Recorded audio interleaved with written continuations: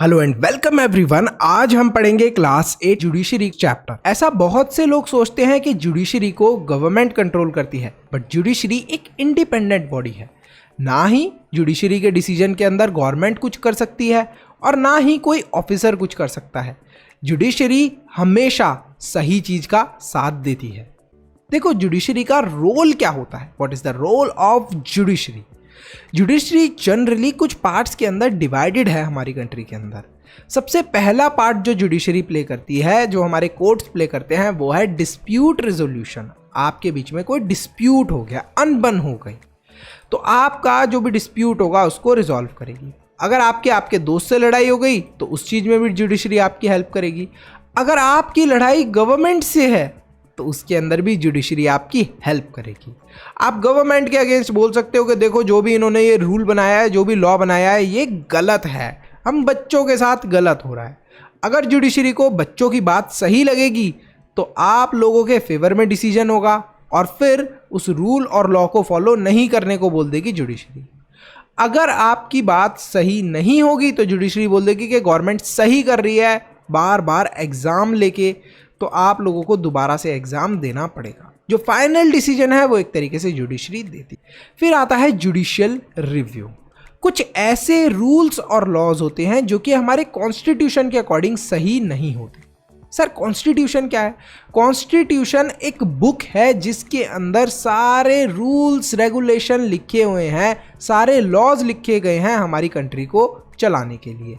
अगर उस कॉन्स्टिट्यूशन वाली बुक के अकॉर्डिंग कोई भी ऐसा गवर्नमेंट ने रूल और लॉ नया बनाया है जो कि कॉन्स्टिट्यूशन की चीज़ों को फॉलो नहीं करता, जैसे हमारा कॉन्स्टिट्यूशन बोलता है right to freedom of speech, तो अगर कोई ऐसा गवर्नमेंट ने रूल या लॉ बनाया है जिसके अंदर आपको बोलने की आज़ादी नहीं है, तो वो तो कॉन्स्टिट्यूशन के अगेंस्ट लॉ हो गया।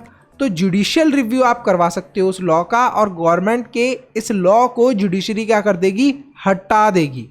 इवन इफ पार्लियामेंट ने उस लॉ को पास करा है, गवर्नमेंट ये जुडिशरी बोल देगी कि देखो ये जो लॉ है ये बिल्कुल गलत है, ये लोगों के लिए बिल्कुल गलत है, इस वजह से इस लॉ को हटा दिया जाए। तो इसे ही हम लोग बोलते हैं जुडिशियल रिव्यू। कोई भी हमारी कंट्री का सिटीजन जुडिशियल रिव्यू के लिए किसी भी लॉ को जुडिशरी के सामने रख सकता है। तो जुडिशरी फिर डिसाइड करके बता देती है कि जुडिशियल रिव्यू सही है, मतलब लॉ सही है या गलत है। फिर आता है upholding the law and enforcing fundamental rights. Every citizen of India can approach the supreme court और द हाई कोर्ट। कोई भी इंडिया का सिटीजन सुप्रीम कोर्ट या हाई कोर्ट को अप्रोच कर सकता है अगर उनके फंडामेंटल राइट्स, जैसे हमारा फंडामेंटल राइट क्या है अकॉर्डिंग टू कॉन्स्टिट्यूशन? एक तो फ्रीडम ऑफ स्पीच है, दूसरा क्या है? Right to education. हम किसी भी रिलीजन को प्रैक्टिस कर सकते हैं।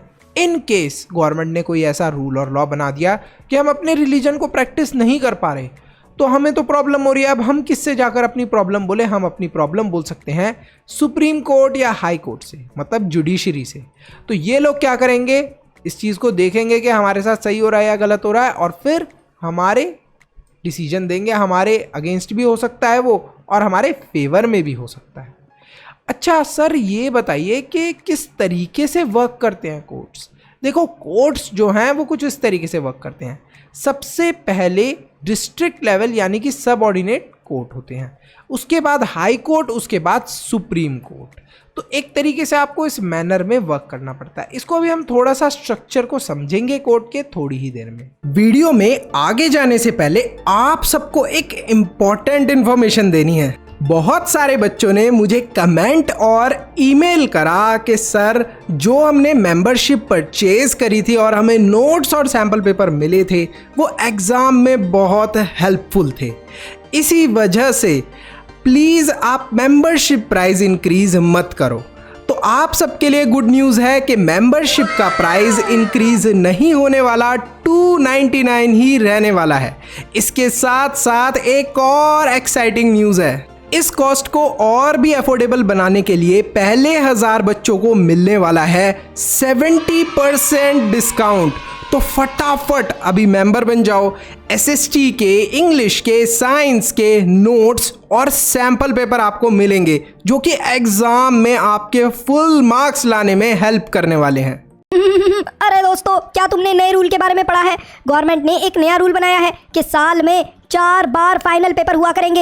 ये यूनिट टेस्ट, क्लास टेस्ट, इतने सारे टेस्ट होते रहते हैं। अब साथ में 4 बार फाइनल पेपर और हुआ करेंगे, मतलब कि मम्मी पापा से 4 बार पिटाई खानी पड़ेगी। अरे यार चीकू, तुम्हारी बात बिल्कुल सही है यार। अगर मैं तुम्हें सच बताऊं तो मुझे पढ़ना बहुत पसंद है, लेकिन 4 बार फाइनल टेस्ट, ये तो कुछ ज्यादा ही हो गया। यो भूपेंद्र, थारा भाई भूपेंद्र, दोस्तों अब इस प्रॉब्लम का सॉल्यूशन कहां से निकलेगा? अरे यार, इस प्रॉब्लम का सॉल्यूशन तो मन्नू भैया ही बता पाएंगे। चलो उनके पास चलते हैं और उन्हीं से पूछते हैं। हाँ भाई, तुम्हारी प्रॉब्लम बच्चों मुझे समझ में आ गई। तुम्हारी प्रॉब्लम का सॉल्यूशन तो जुडिशरी ही कर सकती है। जुडिशरी से रिक्वेस्ट करो। भैया ये बात तो ठीक है कि हम जुडिशरी से रिक्वेस्ट करें, लेकिन क्या हम जुडिशरी के अंदर जाकर गवर्नमेंट के खिलाफ भी बोल सकते हैं? गवर्नमेंट ही तो जुडिशरी को चलाती है। अब बात करते हैं इंडिपेंडेंट जुडिशरी की। जैसा अभी थोड़ी देर पहले मोटूलाल ने बोला था कि सर जुडिशरी को भी तो गवर्नमेंट कंट्रोल करती है। नहीं, ऐसा नहीं है। जुडिशरी एक इंडिपेंडेंट बॉडी है। स्टेट लाइक लेजिस्लेचर, मतलब कि कोई भी मिनिस्टर या कोई भी ऑफिसर, यहाँ तक कि IAS ऑफिसर, IPS ऑफिसर, ये लोग इंटरफेयर नहीं कर सकते जुडिशरी के साथ में। ये लोग जुडिशरी यानी कि जज को नहीं बोल सकते कि ये डिसीजन लो या फिर वो डिसीजन लो। अगर इन्होंने ऐसा कुछ करने की कोशिश भी करी तो उल्टा जुडिशरी इन्हें ही जेल में डाल देगी उठाकर। The courts are not under the government. Courts government के अंडर नहीं है और वो गवर्नमेंट के अकॉर्डिंग एक्ट करते भी नहीं है। वो हमेशा डिसीजन जो देते हैं वो अपना इंडिपेंडेंट डिसीजन देते हैं, सही डिसीजन देते हैं। जितने भी जजेस हैं हाई कोर्ट के अंदर, सुप्रीम कोर्ट के अंदर, ये अपॉइंट करे जाते हैं with very little interference from other branches of government. मतलब बहुत ही कम जो गवर्नमेंट है वो इंटरफेयर कर पाती है इनकी चूजिंग में। और फाइनली अगर एक बार हाई कोर्ट या सुप्रीम कोर्ट का जज अपॉइंट हो गया, चूज हो गया, उसके बाद उनको रिमूव करना बहुत ही डिफिकल्ट है। एक तरीके से समझ लो इम्पॉसिबल है। अच्छा सर, स्ट्रक्चर कैसे वर्क करता है हमारा कोर्ट्स का इंडिया में? देखो, अगर आपको कोई भी प्रॉब्लम होती है तो सबसे पहले आप किसके पास जाते हो? क्लास टीचर के पास। अब क्लास टीचर भी आपकी प्रॉब्लम सॉल्व नहीं कर पाए तो किसके पास जाओगे? प्रिंसिपल के पास। प्रिंसिपल भी प्रॉब्लम सॉल्व नहीं कर पाए तो आप जाओगे स्कूल के ओनर के पास। जुडिशरी भी कुछ इसी तरीके से वर्क करती है।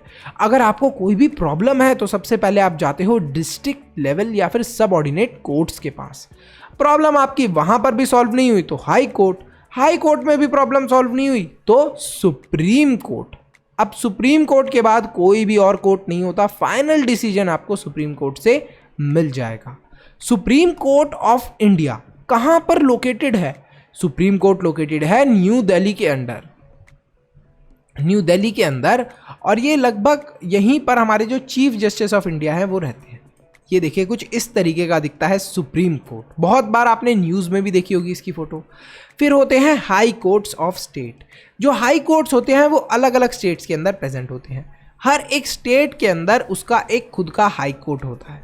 तो मान लीजिए अगर आप मुंबई के अंदर रहते हैं, अब मुंबई के अंदर अगर आपको कोई प्रॉब्लम हुई, जैसे कि आपके यहाँ पर आपको कोई बोलने की आज़ादी नहीं दे रहा है, आपके यहाँ पे एक मिनिस्टर ने ऐसा रूल बना दिया कि आपको बोलने की आज़ादी नहीं है, सबसे पहले आप अपनी प्रॉब्लम का सॉल्यूशन किससे मांगोगे? सबऑर्डिनेट या डिस्ट्रिक्ट कोर्ट से। वहाँ पर भी आपकी प्रॉब्लम सॉल्व नहीं होती, फिर आप जाओगे हाई कोर्ट के पास, जो मुंबई का हाई कोर्ट होगा वहाँ पर। ऐसा नहीं कि आपकी प्रॉब्लम है मुंबई की और आप जा रहे हो मध्य प्रदेश के हाई कोर्ट में, तो वहाँ पर आपकी प्रॉब्लम सॉल्व नहीं होगी, मुंबई के ही हाई कोर्ट में जाना पड़ेगा। वहाँ पर भी प्रॉब्लम सॉल्व नहीं होती, फिर आप जाओगे सुप्रीम कोर्ट के पास। तो एक ये पूरा प्रोसेस आपको फॉलो करना होता है। सबऑर्डिनेट कोर्ट या फिर जो डिस्ट्रिक्ट कोर्ट होते हैं, ये डिस्ट्रिक्ट लेवल पे होते हैं या फिर तहसील लेवल पे होते हैं टाउन्स में, और ये लगभग डिस्ट्रिक्ट जज जो होता है वो इन्हें प्रिसाइड करते हैं। The decision made by higher courts are binding on the lower courts. जो भी डिसीजन हायर कोर्ट बनाता है उसे लोअर कोर्ट्स को भी मानना पड़ता है, जो हायर कोर्ट से छोटे कोर्ट होते हैं। जैसे सुप्रीम कोर्ट ने कोई डिसीजन ले लिया तो अब जैसे हाई कोर्ट है या फिर जो हमारा डिस्ट्रिक्ट कोर्ट्स है, सबऑर्डिनेट हमारे कोर्ट्स हो गए, इनको भी ये डिसीजन मानना पड़ेगा। अच्छा, कोई डिसीजन मान लो डिस्ट्रिक्ट कोर्ट ने ले लिया, अब वो डिसीजन आपको सही नहीं लग रहा कि ये जो डिस्ट्रिक्ट कोर्ट ने डिसीजन लिया ये गलत है, तो आप इसे लेके हाई कोर्ट में जा सकते हो। अब हाई कोर्ट ने जो डिस्ट्रिक्ट कोर्ट ने मान लो डिसीजन लिया था वो चेंज कर दिया, तो हाई कोर्ट उसे चेंज कर सकता है। लेकिन जो हाई कोर्ट ने डिसीजन ले लिया उसे डिस्ट्रिक्ट कोर्ट या फिर उससे छोटा कोर्ट नहीं चेंज कर सकता।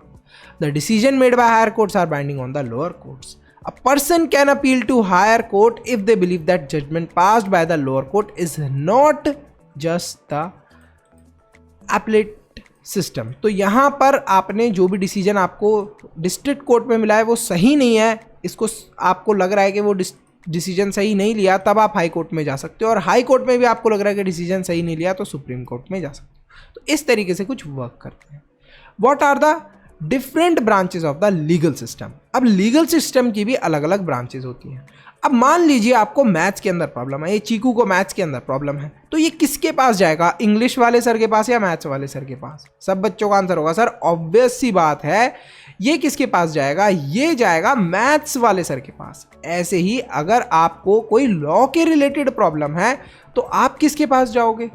आप जाओगे सिविल लॉ के पास या क्रिमिनल लॉ वाले कोर्ट के पास? ये आपको अभी पता चलने वाला है थोड़ी ही देर में। कुछ केसेस सिविल लॉ के होते हैं, कुछ केसेस क्रिमिनल केसेस होते हैं। तो ये सिविल लॉ वाले केसेस कौन से होते हैं और क्रिमिनल केसेस कौन से होते हैं? देखो, सिविल लॉ वाले केसेस वो होते हैं जैसे कि आपका कोई डिस्प्यूट है, या तो किसी पर्सन से, आपके दोस्त से आपकी लड़ाई हो गई, या पड़ोसी से लड़ाई हो गई, या किसी एजेंसी से लड़ाई हो गई, गवर्नमेंट से लड़ाई हो गई, आपकी कंपनी से लड़ाई हो गई, तो वो सिविल लॉ के अंडर आपकी प्रॉब्लम को सॉल्व करा जाएगा। सिविल कोर्ट्स इस प्रॉब्लम को सॉल्व करेंगे। आपके घर में लैंड को लेकर डिस्प्यूट हो गया, जैसे होता है ना, डिस्प्यूट हो जाता है कि ये मेरी ज़मीन है, ये मेरी ज़मीन है, ऐसे होता है ज़्यादातर घरों में डिस्प्यूट। तो वो लैंड को लेके है, प्रॉपर्टी को लेके है, मैट्रिमनी मतलब कि शादी को लेके डिस्प्यूट है, या फैमिली में कोई डिस्प्यूट है, फैमिली के अंदर कोई प्रॉब्लम है और आप कोर्ट की हेल्प चाहते हो, तो आप कौन से कोर्ट के पास जाओगे? सिविल कोर्ट के पास जाओगे। एक पेटिशन फाइल करनी होती है कोर्ट में, और फिर उसके बाद आपकी प्रॉब्लम को सुना जाता है। सेटलमेंट भी करता है court in the form of compensation for the damages cost. जैसे बच्चे, अभी आप सारे बच्चे जाएंगे मिलके और बोलेंगे कोर्ट के अंदर कि देखो हमें 4 बार एग्ज़ाम देने पड़ रहे हैं एक साल में, हमारे तो जितने भी गेम्स पीरियड थे वो सब हटा दिए गए, तो हम सोचो बेचारे बच्चे इतनी ज़्यादा पढ़ाई कर रहे हैं, गेम्स पीरियड नहीं खेल पा रहे, तो कोर्ट शायद इनके फेवर में ये बोल दे कि देखो बच्चों ने, बेचारों ने 4 बार साल में एग्ज़ाम दिए, खेलने का इन्हें टाइम नहीं मिला, तो इनको कंपनसेट करा जाए, इनकी भरपाई करी जाए। कैसे? इनको 4 महीने तक छुट्टी दे दी जाए, मज़े से खेलो, तुम्हारा पूरा कंपनसेशन हो जाएगा। फिर क्रिमिनल लॉ, अब आपने कोई क्राइम कर दिया जो कि बहुत ज़्यादा हार्मफुल है सोसाइटी के लिए, जैसे आपने कोई चीज़ चोरी कर ली, किसी का मर्डर कर दिया, किसी को आप परेशान कर रहे हो, बहुत सारे लोगों को परेशान कर रहे हो, तो आपके खिलाफ एक FIR होगी और पुलिस आपके खिलाफ इन्वेस्टिगेशन करना शुरू कर देगी।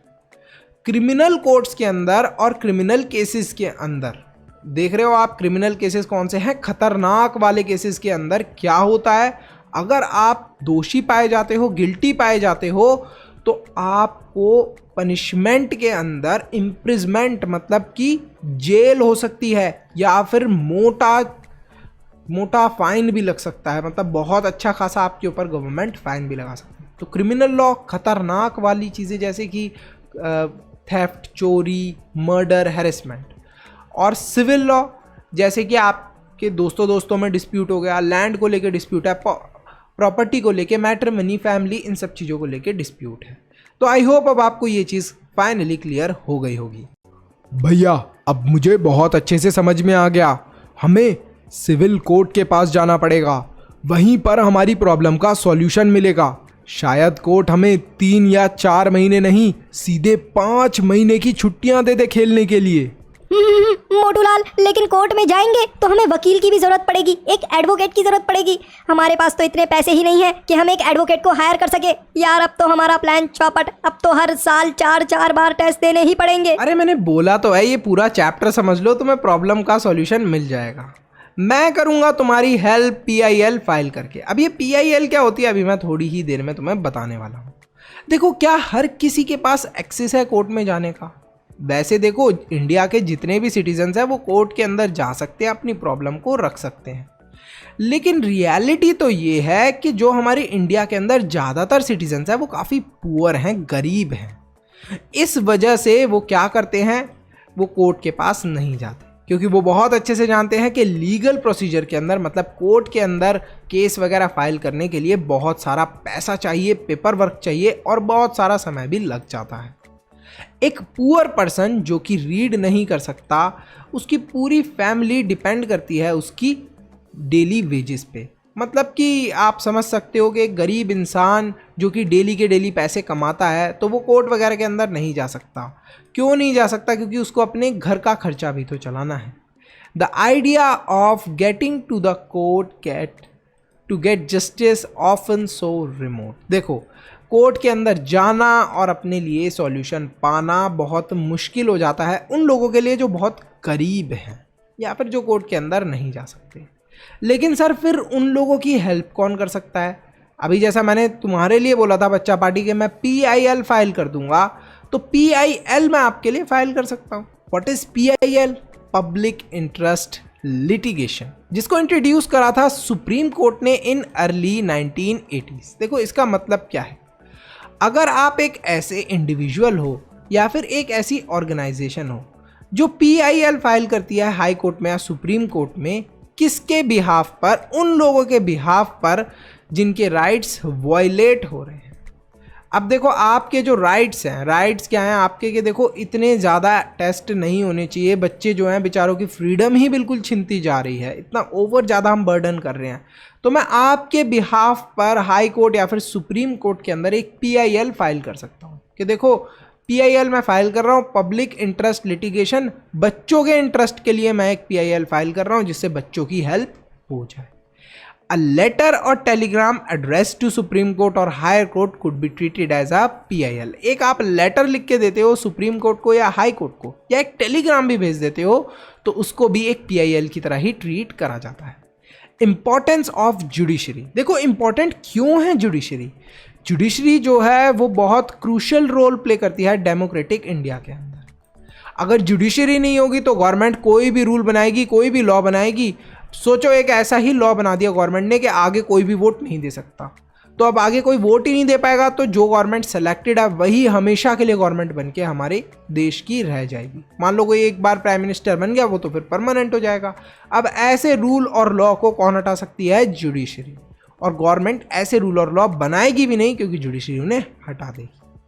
हमेशा जुडिशरी इस चीज़ का भी ध्यान रखती है कि एग्जीक्यूटिव और लेजिस्लेचर अपनी पावर को ढंग से इस्तेमाल कर रहे हैं, गलत तरीके से इस्तेमाल नहीं कर रहे। अगर गलती से लेजिस्लेचर मतलब कि मिनिस्टर्स, एग्जीक्यूटिव मतलब कि जो ऑफिसर्स हो गए, IAS, IPS, IRS, जो बड़े बड़े ऑफिसर्स हो गए, गवर्नमेंट ऑफिसर्स हो गए, अगर गलत तरीके से अपनी पावर का इस्तेमाल कर रहे हैं तो उनके खिलाफ भी जुडिशरी एक्शन ले लेती है।